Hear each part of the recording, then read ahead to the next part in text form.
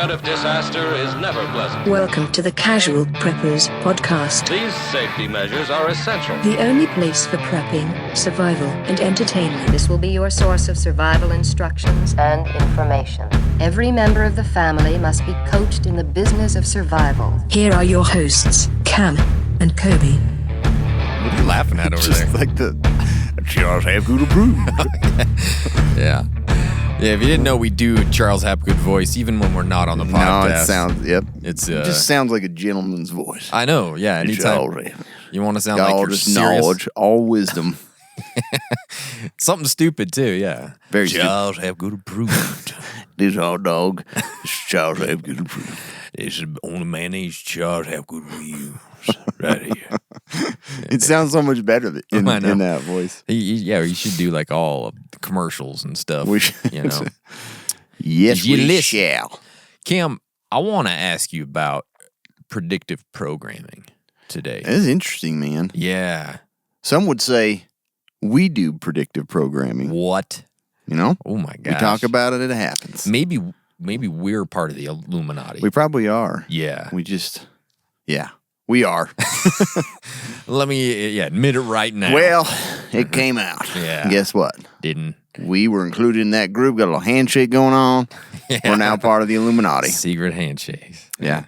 But one thing Hmm? outside of the Illuminati is self-reliant medical care, right? Yeah. You got to Great think segue. about that. Great I know. segue. I love it. It never works, but I always do it. One thing outside of the Illuminati is I do it on purpose, self-reliant. okay? I like to make it not The worst segues ever. I know. It's like, that's what's good. They're the best. Yeah. But, there's a lot of stuff that goes into prepping, and a lot of people overlook the self-reliant medical care. Mm-hmm. Urgent cares aren't going to exist. Healthcare is going to be too expensive, as it is. So you need to know how to take care of yourself. And there's no better book than the Prepper's Medical Handbook by William W. Ford G. Mm-hmm. He is not 5G. It's not dangerous. Yeah. And he's an I like MD. that. But this book provides the basis of prevention, identification, and long-term management of survivable medical conditions. Something that everybody needs to know, and they need to have a book to refer to. I use this book for medical tips. I use it when I'm kind of building and going through my med kits because it's really well organized. It's your bathroom book. Helps you. Right. It has been my bathroom book a couple of times.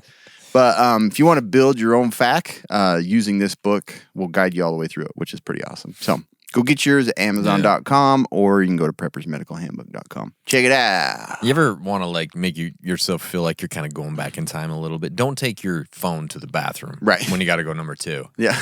Because you're just like reverting to reading soap, Yeah. your shampoo bottles. I know. You're all, well, I better get this done real quick. Man, this is ridiculous. I don't have time to wipe. I'll go get my phone. Yeah, this is ridiculous. Yeah. I don't even enjoy this anymore. It's true. You're just like, wrap this up real quick.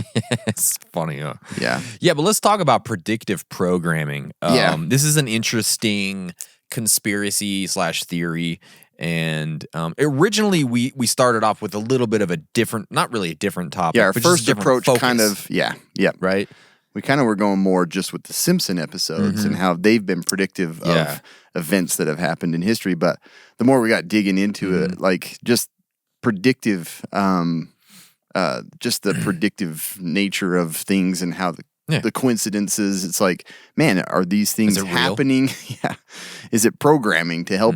And we'll talk about, that's what I wanted to talk about is this, like through history, there's been tons of events, tragic, ridiculous events, bizarre events, and there's always been something that kind of had mentioned it or predicted it in a lot of these events. The incidences are in various books, movies, TV shows, and predict, what later happened in real life. And many of them involve science and technology. Yeah. Tech like AI, robots, virtual reality, stuff like that has been shown or predicted, and then it ended up happening. Back to the Future is one of the few things that didn't happen. The Back to the Future 2, none of that. Close. Not even Well, close. I mean, there was some stuff, yeah. Yeah, like the fax machines in every room didn't really make a whole lot of sense. I'm still waiting anymore. for that jacket sleeves. Yeah, I know. Or the skateboards. There's some pretty sweet stuff in there that are hoverboards, like that. Yeah. But a lot of and there's a lot of stuff that has been shown or depicted in media that people have gotten ideas and developed, and it actually has come, it's actually exists. Dude, I tell you, like, science fiction has been great for that, for like pushing the boundaries of actual science. It's like, can this actually happen? Yeah. And will it happen? Yeah, stuff like that. So, but these types of events that happen, how they kind of go together, is considered predictive programming. Conspiracy theorists, they claim that the government or groups of elites are using fictional movies and books as a mass mind control tool to make the population more accepting of planned future events. Okay. It's like, we want to ease them in a little bit. Yeah, so it's like Aliens or like Independence Day is like predictive programming for what's going to happen in 2024, maybe. Exactly. Right? We don't know how long it's going to take until this actually happens, but they're kind of easing us in. It's like, I don't want your mind to go too far away from this, but it also allows them to keep their control. Yeah. Predictive programming is belief that totalitarian government, like lizard people, Illuminati and stuff. Okay, they're not. They're reptilians. Sorry. Okay, sorry. You're right. Give them the respect they're due. Yeah, that's true. Not lizard people. That's super. Yeah, that's come on. That's true. I'm sorry. I'm sorry, lizard people. Be better. If you're listening. Time. Be better. But fake large events to manipulate people's opinions for further dominance. That event is so fake. Yeah. Doing so, they Those feel aren't real. That's not. It's trying to tell me what to do. But doing so, they feel it helps the government or the reptilians. There you go. Okay. To prevent any sudden resistance or hostile reaction from the general public. We never react hostily to anything. No. Yeah.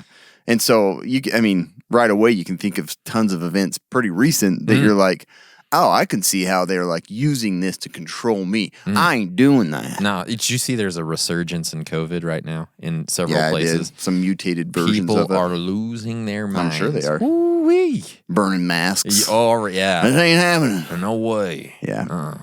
But I'll have to say, I even saw it. I think I saw, I think it was Universal Studios. All the employees there are having to wear masks. It's going back to that. I'm sure they're like, I quit. I ain't doing this. And I can understand being in that. You're like, come on, holy crap. Come on nah. Like, anyway. Yeah. But yeah, so basically, government uses these things to kind of get our minds kind of comfortable with these events, and so that we kind of turn to them. Comfortably numb. It's like, well, you know what? I need the government. Yeah. I feel ready for this. The president... Yeah. He beat the aliens. Yep. I could see Biden beating some aliens. Yeah, me too. He's a tough guy. You can't hear me roll. What language is he speaking? You might freak him out a little bit, scare him. Like, I don't know. That's not the language I thought that they This spoke. Language is not any I have understood. It's like, he's over there confusing him. Great job, President. You confused the aliens. Oh man, yeah, seriously, they're confused. They're out of here. They left. We're to another country. Yeah. Oh man. So yeah, basically the predictive programming is a subtle form of psychological conditioning provided by the media to acquaint the public with planned societal changes. So they got a big, like, overarching plan for everybody, and then they just look, 10 years before this has to happen. Yeah. We got to make a movie. Yeah, exactly. All right. The best way to do it is to portray it on the big screen. Big screen. Everybody feels good. Tom Cruise runs real fast. Everybody will be okay with it. Right? Yeah. Child have good approval. Child have good approval. Yeah. But, and I can see this with a lot of the events, but there's some of them I'm like, it didn't really fit into this at all, which is kind of funny that they always kind of tie and twist things to make it sound like. Twist tie. That twist and tie tongue all up in there. Cam knows happens all the time. But yeah, so The Simpsons, and we'll talk probably a little bit more about them specifically because they have a lot of episodes that had kind of predicted or portrayed some things that happened in real life, which is pretty funny. It is pretty funny. That's the way that the government controls us is through The Simpsons. Remember when The Simpsons first came out, man? Yeah. It was crazy. It was I know. My cartoon. my mom did not like it. Oh, yeah. She ain't watching that shit. You know what?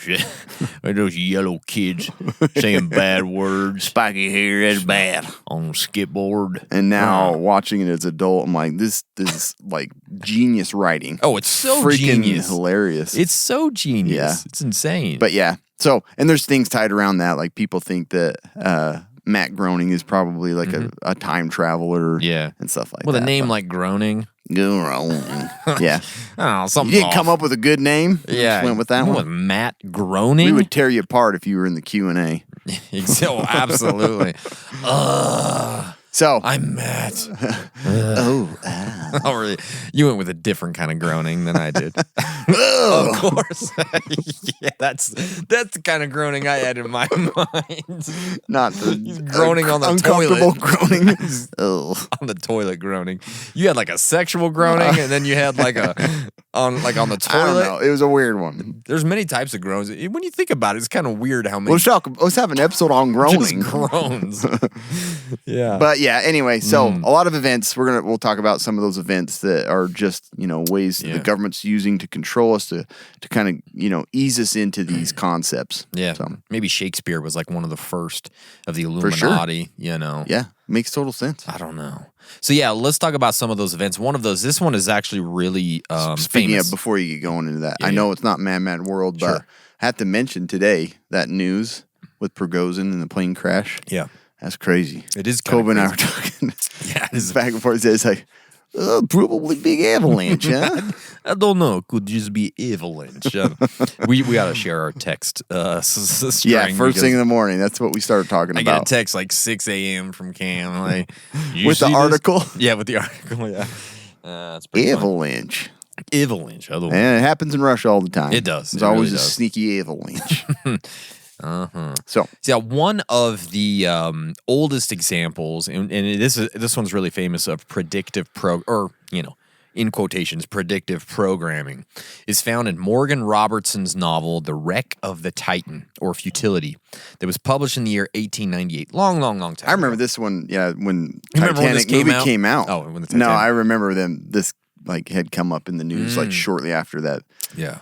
That James Cameron, phenomenal movie. Jim can make a movie. I'll tell you that right now. Jim. Like, who goes from aliens, right, and then Terminator 2, The Abyss, and then all over the place. He Titan. sure loves like deep sea though. Titanic. Yeah, You know what I mean? And it's like not even really about it is kind of a weird one. It's a love story. But then again, Christopher Nolan kind of does that too. Sure. Oh He my kind of gosh. jumps around to like Speaking of Christopher Nolan, real and historical, and then he jumps over to. I watched the first half of Interstellar again the other day. I love the start of that movie. Oh my gosh. Every time it comes up, I'm like, I Yeah. should watch a little bit of it. Like, I wanted to watch more, but my family was like, "Oh, is this over yet?" So I I know. couldn't watch it anymore. But that first half, good Lord, Chris, you've done something that just tickles my brain. I love that movie. I don't know how he did it. Definitely a top 5. Anyways, yeah, 1898, The Wreck of the Titan. The book tells the story of a glorious ship named Titan. Glorious. Glorious ship, his name was Titan. My grandpappy floated on the ship Titan. Couldn't be sunk, they said. That's what it said in the newspaper. I'm gonna have one more drink of scotch. I survived the Titan wreck. Yeah. It believed it was unsinkable.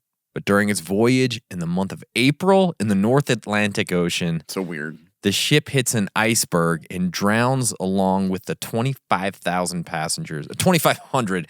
It was a big ass ship. 2,500 passengers on board. But isn't it weird to say that a ship drowned? Wouldn't you say it sunk?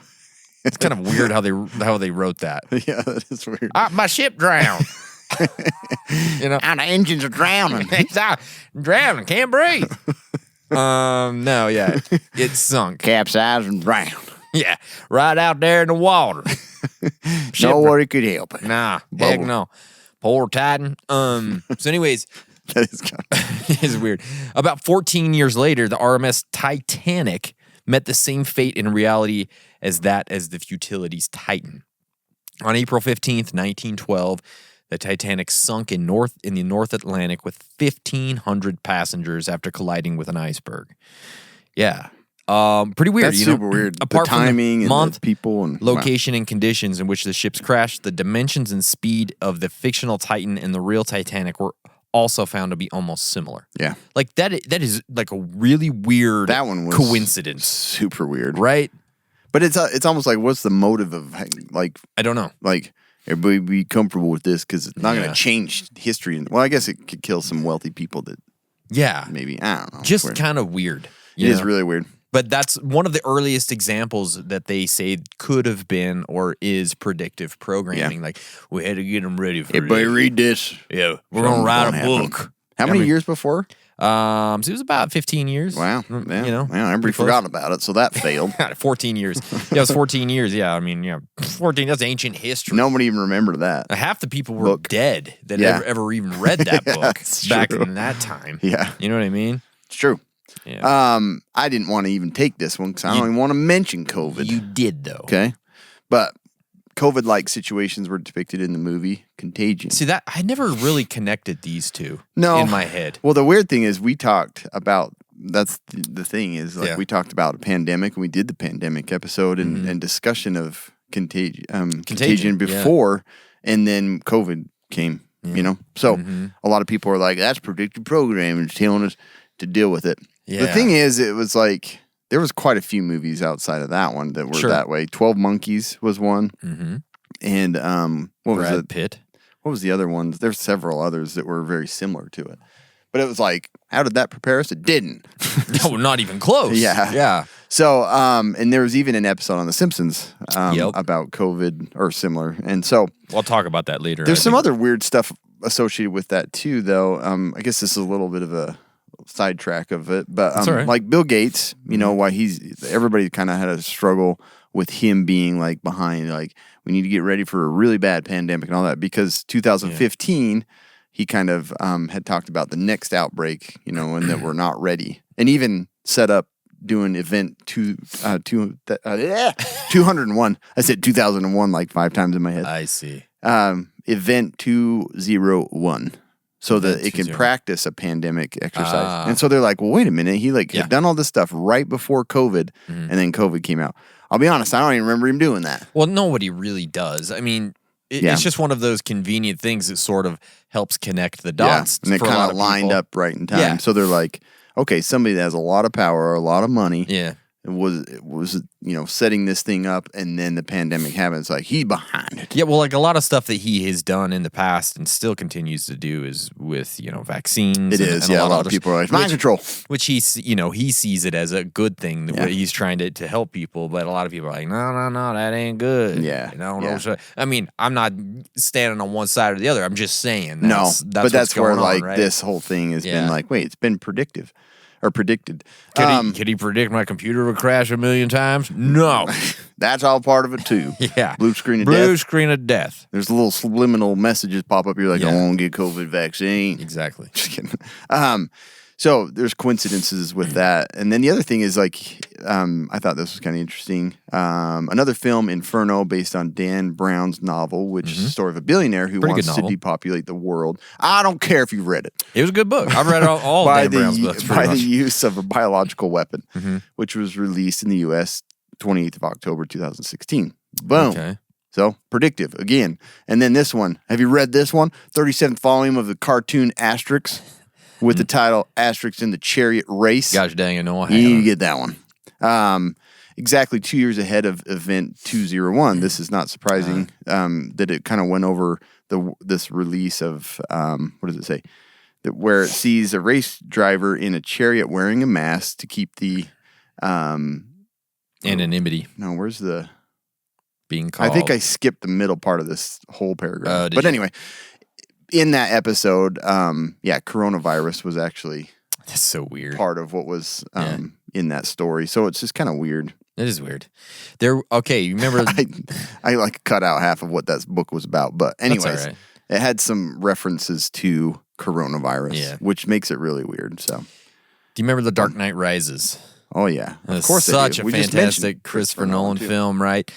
In that film, there was a map that was sort of that was used as Gotham City map, right? And there was like some. I didn't ever see this or hear about this. Did you? I didn't. And they used this map as Saw part, that movie twice in the theater and didn't even yeah, see it. use this map as part of like the marketing efforts for the movie too. Like they would send it out as like really? to people, to like movie reviewers and stuff. It was just part of this thing. But in that scene, the map has a one of the red things. It's like an attack point or something like that. Is a little island, and the island is called Sandy Hook. That's super weird. Yeah.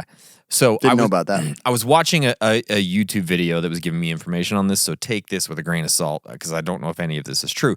But apparently the prop master, one of the guys that was building these maps and things, he lived in Sandy Hook, actually. Oh. And so he used like that. And then when you line up the actual Sandy Hook maps and you put that there in a circles like where the school is. So anyways, what? pretty weird. Obviously, people are connecting dots that might not even be there, but they're showing that it shows up as an attack point for Bane in that movie, which was the Sandy Hook Elementary Weird. School. Yeah. Kind of a weird predictive programming possibility there. Yeah. You know? So kind How of would fun. that make ease us into that? It That wouldn't. was like the worst thing possible. It wouldn't, and it's more of Not just always like, that, but it's like this event happened. it's almost like subtle jabs. There's like, never really a reason. like the Illuminati's just like, you guys are so dumb. Yeah. Look at Right in this. front of you. Right in front of your stupid faces watching Batman. Yeah. And you don't even see it. You know what I mean? That's Yeah. kind of what the implication is. That's where all those like Easter egg videos are like, Yeah. oh, look at this. Look at that right there. Yeah. Avengers 17's coming out. Oh, gosh. Reference to it. No more Marvel, please. Yeah. This one, I'd never heard of this one either, but The Knowing with... It's knowing, actually, not even it's knowing. Oh, is it just Knowing? I never saw this movie. I love it. Yeah, Like, it's never one saw of it. those films that nobody really likes, but I just... I haven't even seen it, so... You should watch it because I remember it. I love Nick Cage. And So what is the movie about? It's really weird. So apparently, a girl back in like the 50s or something had some weird revelation, and she was writing all these numbers down on this paper that ends up going into a time capsule at an elementary school. Years later, 30 years later or something, this guy's kid pulls that out and he starts to decode it somehow. And all of these dates line up with accidents and people dying. Oh, really? Yeah. Sounds kinda It's cool. kind of a cool premise, right? In the end, it gets really out Well, there. that sounds like you could pretty much go along with I know. anything. But it's just like the feel of the film kind of feels a bit like a dark and ominous and like a kind of like a Signs. Yeah, I was gonna say, is it kind of like... Yeah. I like that film. Kind of like an M. Night Shyamalan. Well, I'm gonna have to see it then. 'Cause You should, yeah. I hadn't even heard. I didn't know anything about But it. the end of it gets really funky and weird. Really? Yeah, it gets weird. But there's a lot of parts of this film that show, like on the news, and it's reporting this oil rig starting on fire, Yeah. an explosion and everything, and it matches up like really closely to the 2010 explosion out in the Gulf of Mexico where the oil rig exploded. Didn't they make a movie on that? Isn't That's the one with Mark Wahlberg? Deepwater Horizon. Yeah, Pretty yeah. good movie, actually. Nope, never saw that one either. So the events, the way that the news like talked about it and showed it was very similar to the movie, which they were like, well, this is predictive programming. Sure. So yeah. that was one. The other thing, the other movie too is The Hunger Games. Is kind of a foreshadowing of totalitarian government and its control, predictive of the future. That's a reach, I think. It is. It's just like, people have said, I was looking at some websites and they're like, this is the pinnacle of Hollywood mind control predictive program. Shows how the sleeping masses of these times are being led into the communist trap without themselves knowing. I love how they say it's Hollywood, where it was a book Yeah, that was that's made true, into yeah. a movie. It wasn't Hollywood. It was Hollywood. It was whatever. But there's her a name lot was. of things in there. They're like, if you want the kind of slave-like dystopia in which resistance is futile, keep supporting gun control and other forms of population disarmament. Sure. And then don't rebel against the system. Genetically engineered insects are in it that are in our future because of GMOs. It's just like they tie all this stuff into like, it's all predictive. Yeah, all weird, predictive. man. Yeah, GMOs, that stuff is bad. But you know what is good? Nutrient Survival. It's made with real ingredients, Great made segue. in America to keep Americans healthy, strong, and alert. Perfect for today. Ready for anything ahead. From hearty, delicious entrees and nutrient-dense snacks to immunity-boosting drinks and strength-building shakes, each with 40 essential nutrients.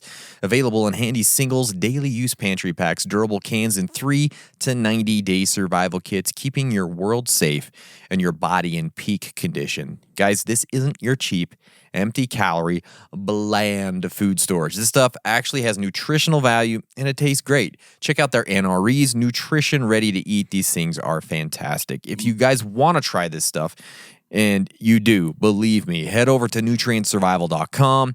Use our code CASUALPREPPERS. You're going to get 10% off your order, and you're going to get some great food. You're going to support the podcast. There's no downside, really, when you look at it. Hopefully, this is predictive programming. I predict you guys going out and getting some Nutrient Survival with our code. All right. That's great.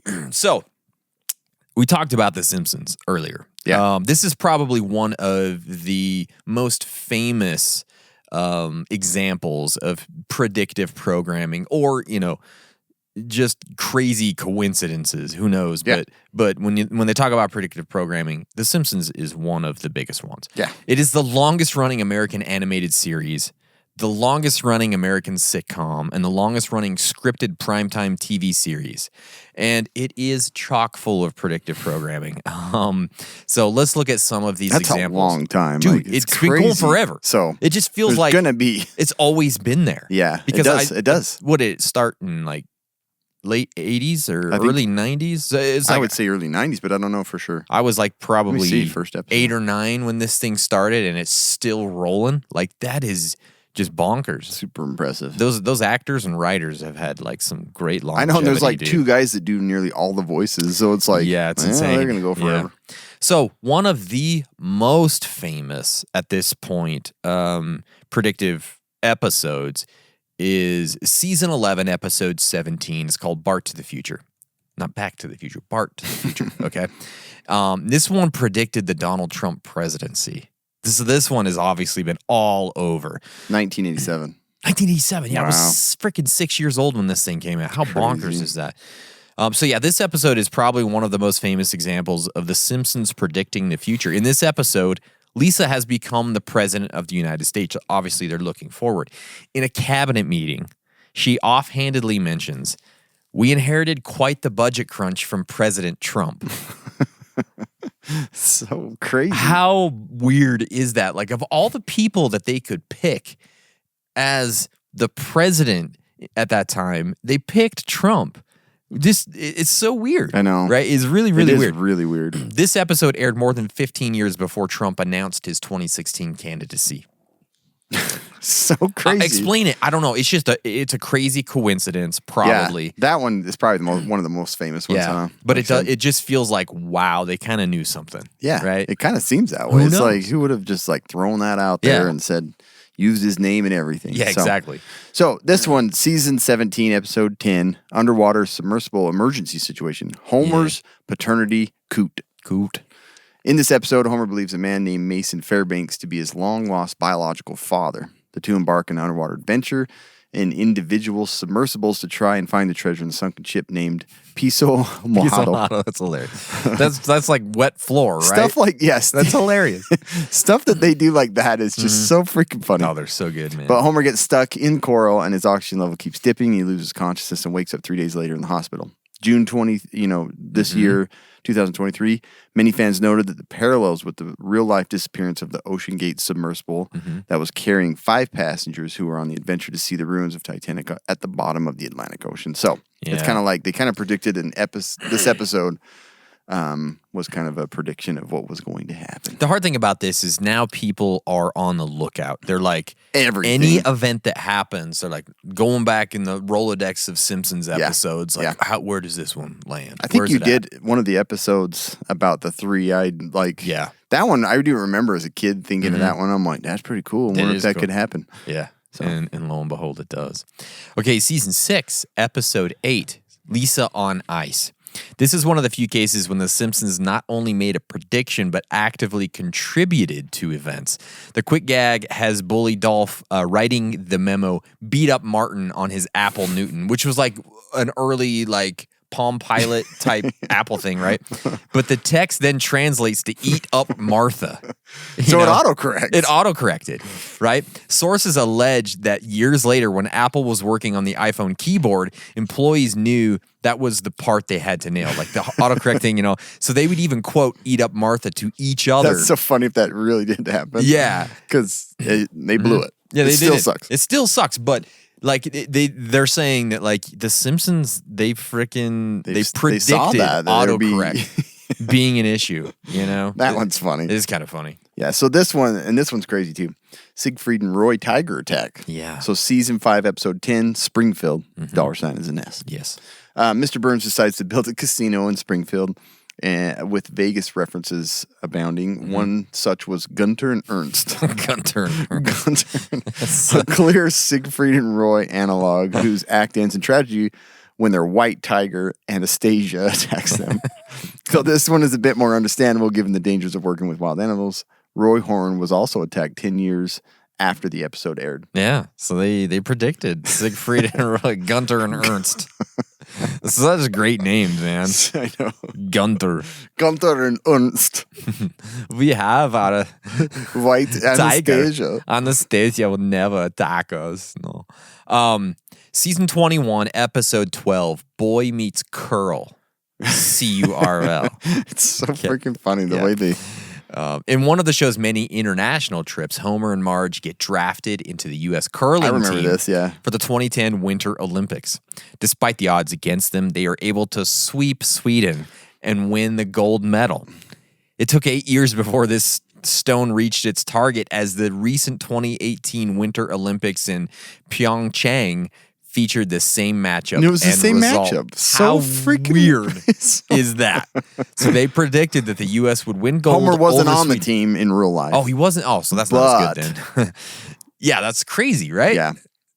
That's that one blows my mind to be that close to like exactly how it played What a out. weird sport curling is anyways. super Like, weird. how weird is that? And probably why they put it in the episode, because they're like, what a weird, dumb sport. How does that make the Olympics? Yeah. You know what I mean? I always thought, I'm like, man, I bet you the janitors just tear that. They would just crush They can that freaking sport. sweep like no other, dude. Yeah. This one is good. Yeah. I like this one. I hadn't heard of this one. So the Higgs boson particle, season 10, episode 2, The Wizard of Evergreen Terrace. Inspired by the work of Thomas Edison, Homer becomes an aspirational inventor in the show's 10th season. Is this the one where he makes like the chair that when he falls back, it catches itself? I don't And then the remember. hammer that's all... I don't remember. I don't know. One cutaway gag involves Homer scribbling profusely on a chalkboard, the bottom of which shows a math equation. This is super weird. This is weird. More than a decade later, scientists discovered the Higgs boson particle, known as the God particle, startled to find its mass was similar to Homer's calculation that was just scribbled on the bottom. Dude. That they just wrote into that. So I read into this one a little bit because Okay, it good. Because I was interested like, me enough. I don't remember the episode, and I kind of want to know. I do. I think I do remember the episode. I don't remember that. One of the writers on the show is like a mathematician. Oh, And so so it makes sense that he kind of... He sort of gave it his best guess, or like used kind of the most recent best guess at what the Higgs boson would be. Oh, he did. Yeah, He kind of and had so that's some why idea. he threw it out there onto the actual. That's pretty impressive. Equation. He's working for I know. them, and he knows that kind of stuff. Yeah, well, actually, we'll talk about this later, but apparently a lot of the writers are like Harvard graduates. These people are like top of I didn't know that. the chain of... Makes sense because they're genius. They're genius. They really, really are. I need to get back to watching more of this. Like, nobody... I started my wife it, doesn't and like it, It's so... been... Yeah, me too. I have to watch it by myself. And I Yeah. usually am like, let me show you this part. Let me show you this part. And it's like the whole episode. I know, yeah. It's funny, yeah. So, season 6, episode 19, Lisa's Wedding. This one is pretty crazy, too. The episode featured an establishing shot of Big Ben. Obviously, this is London, with the joke thrown in of it now being a digital face, right? It's not like the analog clock anymore. It's a digital clock. But if you look at on the left-hand side, you'll see a pointed spire that doesn't seem to fit with the real London skyline at the time. Construction of the Shard completed in 2012, and the skyscraper not only has a similar shape to the mysterious building, but also sits in the same place in comparison to Big Ben. What? No They didn't kidding. even know that thing would exist. It was just like a random building that they And it happened to the be on animators- the same side, same side, location, same like, location, and the same appearance. basic appearance as the Shard. That's so weird. Yeah, man, Yeah, that's a good one. that is a good I hadn't one. heard of that one. All right, here it is. The Three-Eyed Fish. Season 2, Episode 4. 2 cars in every garage and 3 eyes on every fish. Yeah. Blinky, the episode's famous three-eyed fish, has been used by major news publications and linked to commentary on nuclear waste and mutation. But those messages turned prescient in 2011 when fishermen caught a three-eyed wolffish in the reservoir that feeds near a nuclear plant in Argentina. And Oh my gosh. I didn't even see that picture. Yeah, the picture's there. I grabbed Does it. have just 3 because eyes? It's got 3 That's eyes. insane. And it's almost like just like the fish looks in The Simpsons. Huh. Does Yeah. Argentina have a nuclear power plant? Apparently, I yeah. don't think they do. Liars. The Illuminati might just be getting us That's there, crazy. too. Well, Yeah. there you go. Yep. It's actually predicting what has happened Yeah. to the oceans. How about season 4, episode 8, called New Kid on the Block? Homer's hunger is cartoonishly insatiable, so much so that in one episode he gets kicked out of a seafood restaurant after pursuing an all-you-can-eat deal, only to remember that sue one. for false advertising. They kicked him out, so he's suing them, right? This legal theory was tested in courts in 2012 and 2017. Really? Ironically enough, the latter even happened in Springfield, Massachusetts. That's Like, awesome. Just to add a little icing to the cake there. The actual town. of Yeah, Springfield. Yeah. That's cool. Didn't know that one. Censoring Michelangelo's David. Predicted 1990. Yeah. In season 2, episode 9, Itchy and Scratchy and Marge. That was the episode. Yeah. Concerned mom Marge shows what one lunatic can do. Writing a letter to ban the violent children's programming. I always loved when the episodes had that in there. I do too, It's yeah. super fun. Before kids think it's funny to play those dangerous cat and mouse games at home. Later in the episode, and using Marge as their public face, residents of Springfield protest and exhibit Michelangelo's statue of David, branding the ancient artwork obscene because the figure is nude. Yeah. In July 2016, voters in Russia cast ballots over whether a copy of the Renaissance statue should be clothed. That's weird for the Russians. That to is care really weird. Yeah, about that. seriously. The gag is also a case of recycling an old joke, as Garrett Morris reported on the circumcision of Michelangelo's David during the 1976 Weekend Update on Saturday Night Live. Yeah. So I didn't know. Wow, and I would have not thought from that country. yeah, that they would do it's it kind of there. weird, huh? You don't need penis in the. We don't want to see that stone penis. Huh? What do our kids think? Where are our kids? What, kids? Put down the AK and look at the statue. Stop playing with pet bear. Come look at stone penis. Put that bottle of vodka down and look. Your vodka is not before noon for you. Remember, we spoke about this already. Cheerios Don't look and at vodka. stone penis. Statue penis not for kids' eyes. Okay? We need to clothe this. It's ridiculous. Writing email to Vladimir right now. We're gonna fix this problem. Okay? Oh, man. How about 1993? This one we kind this of is already the one. talked about. In season 4, episode 21, Margin Chains. Springfield is overrun by a pandemic of a fictional disease named Osaka flu. Okay? The infection is delivered when 1993, huh? when an overworked Japanese factory worker sneezes on a crate of juices in a shipment due for Springfield. Marge is the only one unaffected because she was in prison on a shoplifting conviction. Of course, right? The rest of the town spirals into chaos. Dr. Hibbert tells the crowd to go home and rest in bed because no cure has been found. The public face of medicine for the town says anything in the infirmary would be nothing more than a placebo. That's good enough for the crowd, and every pharmacy in town experienced a run on placebos. Of course, people considered mainlining Windex during the COVID epidemic in one of the many parallels between the two health That crises. goes on, yeah. Yeah, so That anyways, happens. kind of interesting. That one is kind of interesting. This one right here is actually freaky. Okay. Like when you I don't look know at the this one either. picture, it's bonkers. Huh, okay. Yeah. The uncanny 9/11 reference. And 9/11 is mentioned a lot in, what we're talking about. Speaking of 9/11, that's one I actually just thought of that it just came to my mind. Back to the Future. Oh, Do yeah. you remember So Back to the Future, he goes to the mall. It's called Twin Pines Mall. Oh yeah, Twin Pines Mall, and then he shows up. It's one, huh? Because and then it goes to Lone Pine Mall. but then hit the tree. Yeah, isn't that what it was? But also like there was like the clock was like, what was the clock? So he needs to be there at like 1 a.m, and he ends up getting there at like 1:11. What is it? It's like there's some tie to that. There's some tie to 9/11. I'd have trees. to let me look it up while you talk about this one. Yeah, so the uncanny 9/11 reference. In episode "The City of New York versus Homer Simpson," Lisa holds up a coupon for a discount New York tour bus ride. With the Twin Towers in the background. The tourist ad reads, "New York on $9 a day." Behind the discount price, the World Trade Towers placement looks like an 11, which makes the overall image frighteningly close to the subconscious warning about the event of 9/11. The episode aired 4 years before the attack. Yeah. So yeah, it shows the sign. He's holding it up. It says New York 9, and then the two Twin Towers make it the 11. Yeah, it's like that's really weird. Pretty freaky. Right? That is kind of freaky. That is pretty freaky. That one's good if you look at it. So yeah. Who catches these? I don't know. Or it's released by those that... Here is the Back to the Future reference to 9/11. One fan theory claims that the film actually predicted the September 11th attacks in multiple scenes. In the first movie, the clock reads 9:55 p.m. at one point, a clear indication for some fans that the film predicted 9/11 because the clock's hand point to 9 and 11. Oh. The other one, in the second scene in which Marty McFly is ambushed in the Twin Pines Mall parking lot, the fan points out that the shooting takes place in a location that contains the word twin, obviously, in its name. Naturally, he connects that the fact that Al-Qaeda chose the Twin Towers for their terrorist attacks. And he notes that during that turning the clock of the Twin Pines Mall sign around, 1:16 a.m. is when he gets there. If you flip it, it becomes 9/11. 1:16, you flip it, it's 9/11. Oh my gosh. Yeah. So anyways, that's the digging a little bit. Yeah, anyways. Okay, season 3, episode 16 of The Simpsons is called Homer at Bat.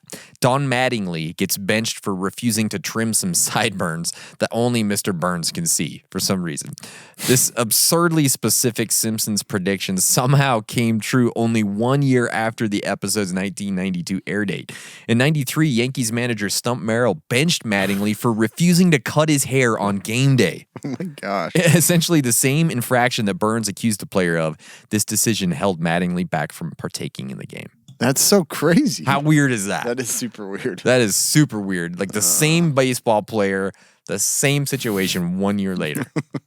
Like, did they do it on purpose? I don't know. It's weird. You It's know? like, did they watch the episode and they're like, I'm going to do that. We're going to make this happen. Yeah, I don't know. That is funny. I don't know. So here's the Barack Obama prediction. Mm-hmm. This is perhaps first time that such a big prediction had come true accurately, and it got a lot of attention from the masses. The Simpsons showed an episode where Homer went in to vote for Barack Obama in the U.S. general election, but then a faulty machine ended up changing his vote. Yeah. 4 years later, the episode premiered. A voting machine in Pennsylvania had been removed from the location as it kept changing votes meant for Barack Obama to his Republican rival Mitt Romney. Yeah. Interesting. It is very interesting, right? Episode about the voting machine tweaking the vote. So Yeah. Pretty weird. that is super weird. There's a lot of really weird ones. Yeah. But do you know what's not weird? Just heading over to Off the Grid Surplus and buying some fantastic clothing. Yeah. Because they've got the stuff you need, the stuff you want, right, Cam? Yep. Their mission is to inspire greater connection through adventure. They do that by creating extremely functional and everyday wearable products for a great price to take you off the grid. They simplify your clothing options so you only need one piece of clothing instead of 3 or 4. Onesie. Yes, the onesie, the adventure onesie, that's what they might call it. They combine the best features from outdoor, workwear, and tactical into one everyday wearable package. Check out their site, offthegridsurplus.com. Get an extra 15% off with our code CASUALPREPPERS15. That's a fantastic discount if I've ever seen one. All right, go get your clothes, go get your good stuff. Use our code CASUALPREPPERS15. Okay? Yep. Get your husbands. Get your... Exactly. That's what it sounds like. So, is there a way to explain all of this weirdness, especially with The Simpsons? Like, why is this happening? I mean, because it's hard to just accept that it's predictive programming, right? Yeah. So, Are the Simpsons writers and creators, are they prophets of some sort, Cam? Super weird. You know, Sounds like it. Are they ran by the Illuminati? We don't know, but one article kind of had an explanation for this. They said many of these so-called predictions can be boiled down to a philosophy one might refer to as Simpson's razor. This is a humorous spin on an actual real philosophy, Occam's razor, which suggests that the simplest explanation is often the best one, right? It's just like, that is, it is what it is, right? The simplest one is usually what's going to be right. Makes most sense. You don't have to come up with some insane, crazy thing to explain these things. Simpson's razor, in contrast, is a philosophy stating that the dumbest possible result is often the most likely. The comedy writers on The Simpsons may appear to be predicting future events, but in reality, they are constructing satiric barbs that mock society's stupidity by exaggerating it. I mean, that's what Homer is, right? Yeah. The Simpsons family isn't predicting the future. Our modern society is simply racing the Simpsons to see who can present the dumbest possible outcome for humanity. Yep. We can extrapolate that. Many of the show's most heralded predictions are either throwaway gags that coincidentally came true or examples of patterns in human nature that recur frequently. I mean, there's just things that happen. Yeah. Right? Yeah. And there's like that thing that I put at the bottom that it's kind of a, how do you say it? Is it pareidolia? I don't know. Anyways, you can see it at the bottom there. Oh, okay. That's what people look for, patterns and things. They see patterns and it comes out like faces. We see faces in different things, see Jesus on toast and things like that. Yeah. It goes along with what you're saying there. That is true. And especially once one person mentions it, now it's like, oh, everybody's looking for it. Yep. That's what I'm talking about. There's like in Brigham, where I grew up, everybody's like, there's a dollar sign up on the mountain. And there's two patches of trees, and there's like a little one that runs in between. You're like, oh yeah, it's a clear dollar sign. So it's like you see things like, that don't really look that way. You just kind of create it. What is the one in North Ogden, the face on the mountain? Oh, I'd heard about that one too. I can't remember now. Timpanogos has the lady laying down in her hair. Oh, really? Like Yeah. in the mountain range. Yeah. And I've looked at pictures online. I don't see it. And it's like, some say it's this way, some say I'm like, you just picture what you exactly. You create what you hear that's supposed to be there. So even among the better of the Simpsons prediction listicles, they tend to be one or two lightweight or forced entries used to round out the list, which speaks more to the reader's confirmation bias than to any prognosis by the show's writers, right? For example, the 95 episode Lisa's Wedding is said to have predicted smartwatches, because they have like these watches and, and even video calls. But even Maxwell Smart used a risk communicator in 1965 Get Smart. In 1989's Back to the Future 2 featured video telephone, right? Yeah. So if we apply the same logic here, the list makers did, does that mean that Get Smart and Back to the Future predicted jokes on The Simpsons? Absolutely. Right? Exactly. So, or is it more likely that the pop culture savvy Simpsons writers saw these or similar works of fiction and actively or subconsciously referenced them in these episodes? For how genius they are and how much attention to detail and the spin on it. So good. That makes most sense. So another article stated that the show is the product of brilliant minds, many Harvard-educated. Had no idea. Which is crazy. Yeah. Said William Irwin, he has a book called The Simpsons and Philosophy. You got to read that one. Has for years been taught in college courses at the University of California. Mr. Irwin is the chairman of philosophy at King's College. Writers rule on The Simpsons, not the actors. The result is a show packed with references to art, literature, pop culture, politics, and science. They're good. Yeah. When that many smart people produce a television show, it's bound to make some startling predictions. Like, they're just really smart people who can see patterns and things. And they're looking at everything in the world that exists to come up with ideas. Yeah. And another possible factor at play here is the law of truly large numbers, a concept presented by a Harvard mathematician, Frederick Mosteller and Percy Diaconis, in their 89 paper Methods for Studying Coincidences. With a large enough sample, any outrageous thing is apt to happen, the law states. The Simpsons, the Fox show, is the longest running scripted TV series in history. So you got that many episodes, just which numbers. is sheer numbers just overwhelm it. And at some point, you're going to get some things right. Right? So I actually want to look at that study on coincidences. I know, it's pretty interesting. Sounds super interesting. And then like Cam talked about that Pareidolia. It's kind of weird, huh? Yeah. Pareidolia. I don't remember how to. For seeing patterns in Pareidolia. random data. Like, that's just People like just what we do. that. Yeah. It's like when something gets burned and the devastating effects, they're just like, it looks like Jesus. Exactly. Or they're like a chip that has the Virgin Abraham Mary on it or Lincoln something. sock. I always see like there's a sock that Oh, yeah, looks I like see that too. Abraham Lincoln. Yeah.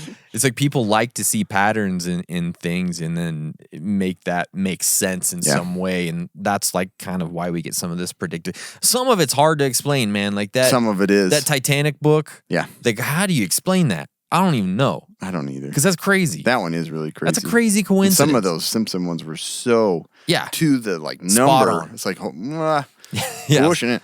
Something weird's going on here, but Pretty cool stuff though. It is really cool stuff. So we're all being programmed. We are. It's all Predictively. like- Is that, I mean, is that what we're doing right now? I don't know. yeah, we are. Maybe we are. Yeah, that's true. Maybe we You are could just, you could put it that way. reptilians or Illuminati people, Yeah. members. I'm a lizard. Okay, I like the really derogatory name. Cold-blooded, full show, right? Yeah. Yeah. You're a robot and I'm a lizard. So We that's make a fun. team, buddy. That's fun. That robot and the lizard. There's our next T-shirt. A robot and a lizard, and I don't know what they're doing. They're podcasting probably, I suppose, right? Yep. That's good. Guys, I got to tell you about TacPack because today's podcast is brought to you by the fine folks at TacPack. They are the only monthly tactical subscription box with useful, professional-grade stuff inside. Use our code CASUALPREPPERS, and you're going to get a $70 machine-made part from Next Level Armament absolutely free. I don't know how those. How are they doing it? I don't know. They've got some sort of magic wand, or they have some sort of like government. They hit a gold mine somewhere, fund. and they're just like, we don't have. We can just send out stuff because Yeah. we have all this gold. Yeah, I don't know. They've made a deal with the devil, maybe. I don't like. There's something going on. But if you guys have an AR, They're or giving if away stuff for you sure. love AR parts, or if you love knives and $70. You're not going to get the $70. cash, but but you have it. Like, you're making money on your first box. That's all I'm telling you. it's true. Like you're coming out way ahead. Yep. So go check them out. Go to tacpack.com. Use our code CASUALPREPPERS. All right, Cam, that's the episode. yeah. So Anything else, buddy? nope. That is all. That's all of it, right? Yeah. All right, guys. Thanks. Stay survived.